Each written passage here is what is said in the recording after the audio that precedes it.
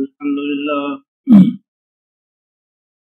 لله نحمده ونستعينه ونستغفره ونؤمن به ونتوكل عليه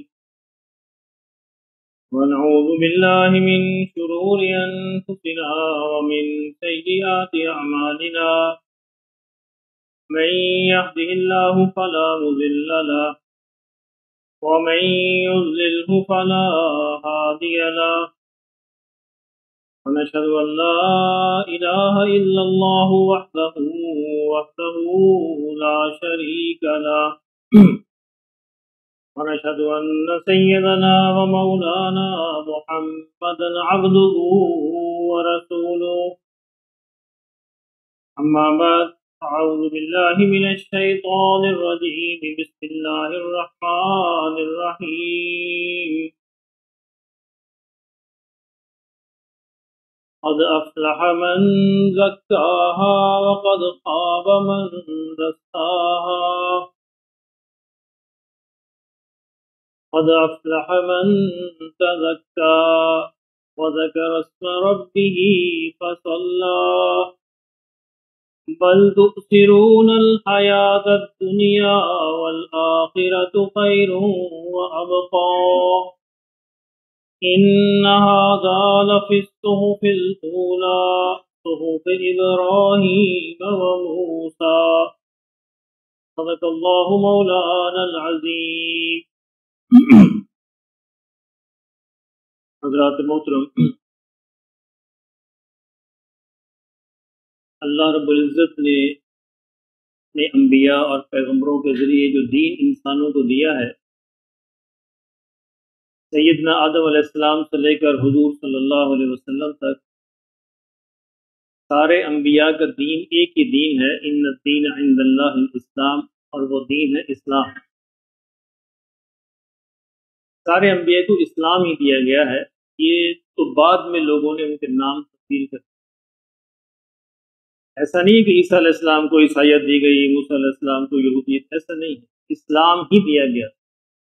اللہ نے قرآن مجید کے اندر بڑا واضح یہ ارشاد فرما دیا کہ ان الدین عند اللہ الاسلام، کہ اللہ کے نزدیک دین اسلامی ہے، اور سارے پیغمبروں کو، سارے انبیاء کو، سارے رسولوں کو یہی دین دیا گیا.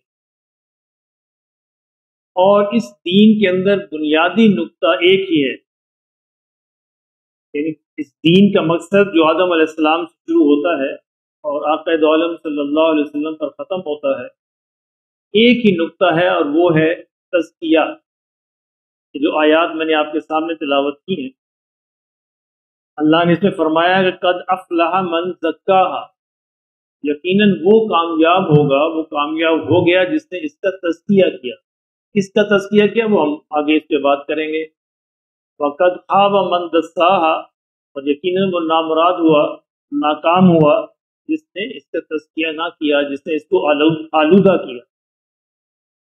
اور دوسری جگہ ارشاد فرمایا قد افلح من تزکا، یقیناً وہ لوگ کامیاب ہو گئے جنہوں نے اس کا تزکیہ کر لیا. وذکر اسم ربہ فصلی، اور اپنے رب کے نام کو یاد کرتے رہے اور نماز کی پابندی کرتے رہے. بل تؤثرون الحیات الدنیا، اللہ کہتے ہیں لیکن لوگوں کا مسئلہ یہ ہے، انسانوں کی ٹریجڈی یہ ہے، وہ دنیا کی زندگی کو ترجیح دے دیتے. بل تؤثرون الحیات الدنیا والآخرۃ خیر وابقی، لوگوں یہ جان لوگ اصل تو آخرت ہے، اور وہی بہتر ہے، وہی باقی رہنے والی.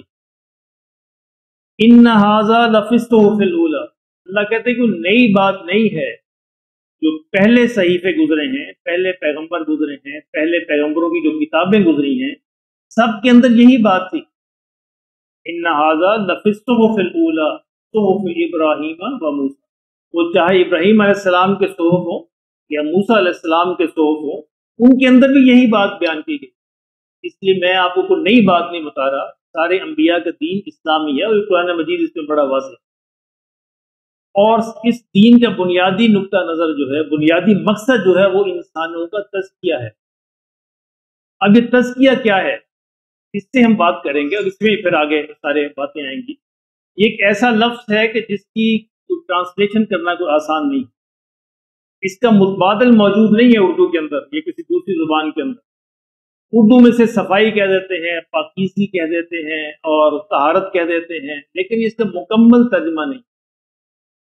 انگلش میں پیورٹی کہہ دیں، پیوریفیکیشن کہہ لیں، یہ بھی اس کا مکمل ترجمہ نہیں۔ بعض الفاظ ایسے ہوتے ہیں کہ دوسری زبانوں میں ان کا مکمل ترجمہ نہیں کیا جا سکتا۔ اسی طرح کا لفظ تقویٰ ہے، اس کا ترجمہ بھی مناسب موجود نہیں ہے اردو زبان کے اندر۔ اس طرح لفظ صبر ہے، اردو میں اس کا مفہوم اور ہے، عربی میں اور ہے، اسی لیے ہم جب قرآن مجید میں اپنے مفہوم میں لے لیتے، اردو کے اندر اس کا مطلب بے چارگی ہے، بے بسی ہے۔ جب کچھ نہ ہو سکے اچھا جی صبر کر، تو جیسے یہ بے چارگی اور بے بسی اس کا مفہوم نہیں۔ عربی میں اس کا مفہوم ثابت قدمی ہے، ڈٹ کے رہنا، ثابت قدم رہنا کسی بھی اچھے کام پر، برائی سے بچنے میں ثابت قدم رہنا، نیکی کرنے میں ثابت قدم رہنا۔ تو یہ مفاہیم ہوتے ہیں جو بعض اوقات ان کا ترجمہ نہیں کیا جا سکتا۔ تو سمجھنے کے لیے ہم سمجھ سکتے ہیں، تزکیہ کہتے ہیں پاکیزگی کو، آلودگی سے بچنا، گناہوں سے بچنا، برائیوں سے بچنا، اور اپنے آپ کو، اپنے دل و دماغ کو، اپنی سوچوں کو، اپنے خیالات کو، اپنے نفس کو پاکیزہ رکھنا، یہ تزکیہ ہے۔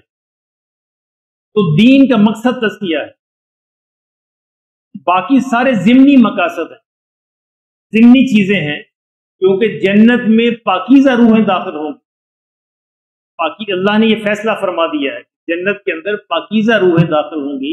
جو آلودہ، جنہوں نے اپنی روحوں کو، اپنے نفس کو یہاں پہ آلودہ کر لیا، وہ جنت میں داخل ہونے کا اہل نہیں۔ اور اس کی پھر صفائی کی جائے گی جہنم کے اندر۔ جہنم کے اندر اس کی روح کو صاف پاک مزکہ کر کے پھر جنت میں بھیجا جائے گا۔ دو طریقے ہیں، یا تو دنیا کے اندر رہتے ہوئے ہم اپنی روح کو، اپنے نفس کو پاک کر لیں، آلودگی سے پاک کر لیں، اور وہ اس لیول پہ لے آئیں جو جنت میں داخل ہونے کے قابل ہو سکے۔ اور یا دوسری آپشن یہ ہے کہ پھر ہم جہنم میں تھوڑی دیر کے لیے چلے جائیں اور اس کو پاکیزہ کر کے جنت میں داخل۔ یہ اختیار انسان کے پاس ہے، اللہ نے یہ آپشن دی ہے انسان۔ دنیا میں چاہے مزے کرو، کوئی بات نہیں، لیکن اگر تم نے اللہ کے رسول صلی اللہ علیہ وسلم پر ایمان لے آئے ہو تو انشاءاللہ جنت میں جاؤ گے، لیکن یہ تزکیہ ہونے کے بعد، جہنم میں تزکیہ ہونے کے بعد۔ اب وہ کتنا ہے یہ اللہ جانتا، وہ 1 سال ہے، 100 سال ہے، 1000 سال ہے، لاکھ سال ہے، کروڑ سال ہے، اللہ ہی جانتا۔ اور اس کا تو ایک لمحہ برداشت نہیں، جہنم کا تو ایک لمحہ برداشت نہیں۔ اس لیے بہتر انبیاء کی ساری دنیا کی زندگی کی محنت یہی ہوتی ہے کہ لوگوں اس بات کو سمجھ لو، اس دنیا کے اندر رہتے ہوئے اپنا تزکیہ کر۔ اب دیکھیے انسان جو ہے، یہ جو انسان ہے کس چیز کا مرکب ہے، کس چیز سے بنا ہے؟ مٹی سے بنا ہے نا۔ انسان کا جسم جو مادی ہے، مادے سے بنا ہے، یعنی انسان صرف اس جسم کا نام نہیں ہے، انسان اصل میں جسم کے اندر ہے۔ وہ انسان جس کا حساب کتاب ہونا ہے، جس نے اللہ کے حضور کھڑے ہو کے حساب دینا ہے، وہ اس کے اندر ہے اصل میں۔ یہ تو ایک ڈھانچہ ہے، ایک پول ہے، یہ ایک سواری ہے جو اس انسان کو دی گئی، ایک لباس ہے۔ ہمارے اصل میں ہم کمبینیشن ہیں، مجموعہ ہیں 3 چیزوں کا۔ ایک ہے ہمارا جسم، ایک ہے ہماری جان، ایک ہے ہماری روح یا نفس۔ ہم تینوں کو انٹرمکس کر دیتے، غلط ملت کر دیتے۔ یہ جسم مادے سے بنا ہے اور مادے نے یہی رہ جانا ہے، مادے سے بنا ہے، مادے نے اسی قبر کے اندر جانا ہے یا جل جانا ہے، جو بھی طریقے ہیں دنیا کے اندر موجود، اس نے یہی رہ جانا۔ اب دیکھیں جب میاں اور بیوی کا سپرم اور ایگ ملتے ہیں تو کیا ہوتا ہے؟ ایک سیل پھر دوسرا سیل، پھر اس کو ڈویژن ہوتے ہوتے سیل جو ہے تیزی سے ڈیوائڈ ہونا شروع ہو جاتا ہے، ایک لوتھڑا بننا شروع ہو جاتا ہے۔ اس کا مطلب اس کے اندر جان آ گئی، روح نہیں آئی۔ اس بات کو سمجھیے، جو ہی میاں بیوی کا سیل اور میاں بیوی کا جو ہے ایگ اور سپرم ملتے ہیں، ان کے اندر جان پیدا ہو جاتی ہے۔ وہ جان جو ہے ان سیل کو، اس کی گروتھ شروع ہو جاتی ہے، ڈویژن شروع ہو جاتی ہے، 1 سے 2، 2 سے 4، 4 سے 8، 8 16 تیزی کے ساتھ بڑھنے شروع ہو جاتی۔ کس چیز نے بڑھایا؟ ان کے اندر اللہ نے جان پیدا کر دی، پیدا اسی کے حکم سے ہوتی، اس کے بغیر نہیں ہو سکتی۔ اللہ نے حکم دیا، ایک جان پیدا ہو گئی، ایک لوتھڑا بننا شروع ہو گیا. اب اس کی گروتھ شروع ہوتی ہے اور یہ 4 مہینے تک یہ عمل جاری رہتا ہے. اللہ کے رسول صلی اللہ علیہ وسلم نے ارشاد فرمایا جس کا مفہوم یہ ہے کہ چوتھے مہینے اللہ فرشتے کو بھیجتے ہیں، پھر وہ اس کے اندر روح پھونکتے ہیں. ہم روح اور جان کو آپس میں مکس کر دیتے ہیں. یہ ایک چیز نہیں ہے، 3 چیزیں. ایک ہمارا جسم ہے، ایک ہماری جان ہے، اور ایک ہماری روح یا نفس. اسی لیے وہ جو لوتھڑا 4 مہینے تک پرورش کرتا رہتا ہے، اسی لیے ہمارے یہ جو اسلامک علوم ہے، اسلامک اسکالر جو ہیں، فقہا جو ہیں، ان میں سے اکثر کا یہ موقف ہے کہ اگر ابارشن جو ہے 4 مہینے سے پہلے جائز، 4 مہینے کے بعد جائز نہیں، کیونکہ اس وقت انسان آ گیا اس کے اندر. 4 مہینے کے بعد اللہ اس انسان کو جو عالم ارواح کے اندر موجود تھا، فرشتے کو کہتے ہیں جاؤ اس لوتھڑے کے اندر داخل کرو.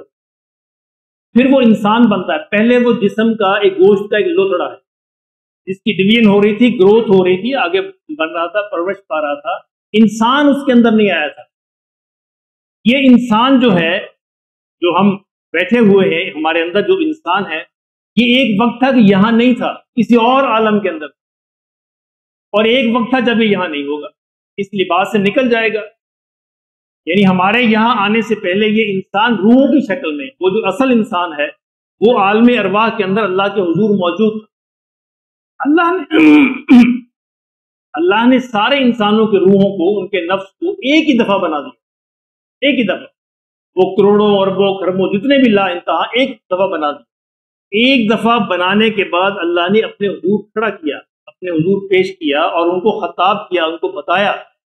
اور سارا بتانے کے بعد پھر ان سے پوچھا الست بربکم، کیا آپ تم سمجھ گئے ہو میں تمہارا رب نہیں ہوں؟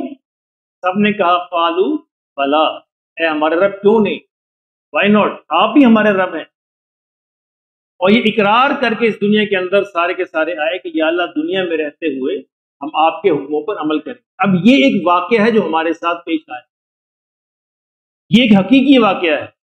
لیکن دنیا میں آنے کے بعد اللہ نے ہمارے جو شعور کی سطح ہے وہاں سے بھلا دیا، اس کو شعور سے لاشعور میں چلا گیا، شعور سے لاشعور میں چلا گیا. اور جو ہی ہماری آنکھیں بند ہوں گی، یہ جسم سے آزاد ہوگی ہماری روح، فوراً وہ سب کچھ یاد آ جائے. اور دنیا کے اندر اللہ نے اس کی مثال رکھ دی کہ بعض اوقات انسان کے ساتھ ایک واقعہ پیش آتا ہے، لیکن وہ اس کو یاد نہیں کر سکتا، ریکال نہیں کر سکتا، دوبارہ اس کو دہرا نہیں سکتا، واقعہ حاصل ہوتا ہے. اب ہر انسان کے ساتھ ایک واقعہ پیش آیا ہے کہ وہ اپنے ماں کے پیٹ سے پیدا ہوا. کوئی ایک بندہ یہ کہہ دے مجھے یاد ہے کہ میں اپنے ماں سے پیٹ سے پیدا ہوا. دنیا کے اندر کبھی کسی ایک انسان نے بھی دعویٰ نہیں کیا کہ اسے یاد ہے کہ جب وہ پیدا ہو رہا تھا. تو نہیں یاد ہے کسی کو، لیکن یہ حقیقی واقعہ ہے. میرے آپ کے سب کے ساتھ یہ واقعہ پیش ہے، لیکن ہم میں سے کسی کو یاد نہیں. اللہ نے ہمارے شعور سے بھلا دیا. کچھ چیزیں ایسی ہوتی ہیں جو انسان کے ساتھ پیش آتی ہیں، لیکن انسان کو دوبارہ یاد دہانی ریکال نہیں کر سکتا، یاد نہیں کر سکتا. تو یہ اسی طرح یہ واقعہ جو اللہ کے حضور ہم کھڑے ہوئے، اور اللہ نے ہمیں خطاب فرمایا، اللہ نے ہماری زندگی کا مقصد بتایا، اس کو ہم یاد نہیں کر سکتے، لیکن ہمارے ساتھ پیش آیا. اب ہم کیوں مان رہے ہیں؟ ہمارے ماں باپ کہتے ہیں تم ہمارے بچے ہو، ماں باپ کے کہنے پر ہم مان لیتے کہ ہم اسی ماں باپ کے بچے. ایسے ہے نا، ہمیں اپنا کوئی یاد نہیں ہے. اللہ کہتے ہیں کہ میرے رسول جو ہیں، میرے انبیاء جو ہیں، وہ تمہارے ماں باپ سے کہیں افضل ہیں، وہ تمہارے ماں باپ سے کہیں زیادہ سچے ہیں، وہ تمہارے ماں باپ سے کہیں زیادہ پاکیزہ اور مطہر ہیں، وہ تمہارے ماں باپ سے کہیں زیادہ افضل ہیں. ان کا زیادہ حق بنتا ہے کہ ان کی بات کو مانا. اور میری کتابیں تمہاری زبانوں سے کہیں افضل ہیں، میری کتابیں، میرا کلام تمہاری زبانوں، تمہارے کلام سے کہیں سچا ہے. اس کا زیادہ حق بنتا ہے کہ اس کو مانا. اللہ نے پھر اپنے انبیاء کے ذریعے اور اپنے کلام کے ذریعے ہمیں ریمائنڈ کروایا کہ لوگوں تمہارے ساتھ یہ واقعہ پیش آیا ہے، اور تمہیں اس پر عمل کرنا ہے جو میرے ساتھ وعدہ کر کے آئے. تو میں یہ عرض کر رہا تھا کہ انسان 3 چیزوں کا مجموعہ ہے. ایک اس کا جسم ہے، ایک اس کی جان ہے، ایک اس کی روح. اب جسم کا تعلق جان سے یہ ہے، بالکل وہی تعلق ہے جب گاڑی ہے نا، اپنے گاڑی جب وہ پرانی ہوگی، ایک پرزہ خراب ہوا، دوسرا خراب ہوا، تیسرا خراب ہوا، چوتھا خراب ہوا، ہوتے ہوتے 20-30 کے بعد گاڑی ایک دن مکمل ہی جواب دے جاتی. होता ना ऐसे, और फिर मैकेनिक कहता है यार इसको स्क्रैप के अंदर बेच दो, अब इसका कोई हल नहीं। तो यही है, दो तरीके हैं हमारी मौत के, दो तरीके। एक तरीका तो यह है कि अल्लाह इस गाड़ी ये चलती रहती है, खराब होती रहती है, होते ही होते होते हमारी जान इस लेवल पे आ जाती है कि अब ये स्क्रैप बन जाती है, और फिर बिल्कुल जिस्म का हर सेल काम करना बंद कर देता है। यानी जब इस सतह पे आती है, फिर अल्लाह उस इंसान को वापस बुला लेते हैं जो उसके हमारे अंदर था। एक तरीका तो ये है, इंसान असल में वही है। यानी दो तरीके हैं, एक हमारा जिस्म कमजोर होते होते होते इस सतह पे पहुंच जाए कि अब बिल्कुल भी कुछ करने के काबिल ना रहे, तो फिर अल्लाह अपने अमर से, अपने हुक्म से, जब अल्लाह मुनासिब समझते हैं, उस इंसान को वापस बुला लेते हैं और ये गाड़ी स्क्रैप में बेच दी जाती है, कब्र में चली जाती है। दूसरा तरीका ये है कि लाजमी नहीं गाड़ी स्क्रैप बन जाए, बिल्कुल अच्छा भला जिंदा इंसान है, सेहतमंद है, यकदम से अल्लाह उस इंसान को वापस बुला लेता है। यानी अल्लाह हर चीज पर कादर है, दोनों पर कादर है। नॉर्मल तरीका ये रखा है कि ये गाड़ी घिसते घिसते घिसते इस मुकाम तक आ जाए कि ये स्क्रैप बन जाए, और दूसरा तरीका उसने ये रखा लाजमी नहीं कि स्क्रैप बने, मैं अपनी कुदरत भी दिखाता हूं, अपनी ताकत भी दिखाता हूं, एन अच्छा भला नौजवान है, सेहतमंद है, कोई मसला नहीं है, यकदम से हुक्म हुआ कि फरिश्ते जाओ इसकी रूह को, इस इंसान को वापस, तो वो इंसान हमारे अंदर से निकल जाता है, फिर वो ढांचा रह जाता है। यानी असल में वो इंसान है। कभी गौर कीजिए, जब मैं मर जाऊंगा तो मुझे कोई नहीं कहेगा शाह साहब है, कहेगा मैयत पड़ी। क्यों जी? ऐसे ही है। अब तो लोग कहते हैं शाह साहब, सदीक साहब, फलां साहब, ऐसे बातें हैं। लेकिन जब मर गया तो वो इंसान खत्म हो गया, वो इंसान चला गया। यानी जिसकी वजह से इसकी इज्जत थी, जिसकी वजह से इसको शर्फ हासिल था, जिसकी वजह से इसको मुकाम हासिल था, जिसकी वजह से इसको मर्तबा हासिल था, वो इंसान इसके अंदर से चला गया, और जूं ही गया ये स्क्रैप बन गया, और फिर ये मैयत है, लाश पड़ी है। लोग कहें जल्दी करो मैयत को दफनाओ। अब कोई नहीं कहता कि शाह साहब को ले जाओ कब्रिस्तान, नहीं, मैयत को ले जाओ कब्रिस्तान। क्यों? ऐसे होता है, ये हकीकत है। इसका मतलब है कि असल हमारे अंदर वो इंसान है जो इसके अंदर दाखिल किया गया था 4 महीने पर। जब मां के पेट के अंदर हमारी 4 महीने परवरिश हो गई, उस वक्त अल्लाह उस इंसान को भेजते हैं कि जाओ इस इंसान को दाखिल कराओ, और फिर ये वो इंसान जो परवरिश करना शुरू कर। अब वो इंसान जो है, जो हमारे अंदर मौजूद है, उसका हमने तज़किया करना है। हम मौजू मेरा ये है, ये बात समझाने का मकसद यह है कि तज़किया किसका है? तज़किया इस जिस्म का नहीं है, तज़किया उस इंसान का है जो हमारे अंदर मौजूद है, और उसकी जरूरत क्यों है, इस पर हम इंशाल्लाह बात करेंगे। जिस तरह जिस्म को सफाई की जरूरत तो ये है जरूरत करनी। यानी आप तजर्बा करके देख, 1 महीने तक ना नहाएं, क्या हशर होगा? 1 महीने तक नाखून ना काटें, क्या हशर होगा? नाक और मुंह और आंखें और कान और बाल साफ ना करें, क्या हशर होगा? कोई कहेगा इंसान है। यानी इस हालत में हम बाजार में निकल जाएं, कहेंगे और पागल आ गए, ऐसे होगा ना। यानी सफाई इस कदर जरूरी चीज है। यानी जिस्म को अगर हम सफाई से महरूम कर दें तो ये जिस्म अपनी कदर खो देता है, फिर जिस्म नहीं रहता, पागल हो जाता है। इस तरह अगर अंदर के इंसान को हम सफाई से महरूम कर दें तो वो भी अल्लाह की निगाहों में अपनी कदर को खो देता है। तो इंशाअल्लाह इस मौजू पे बात जारी रहेगी। सुन्नत अदा फरमाइए, वक्त हो।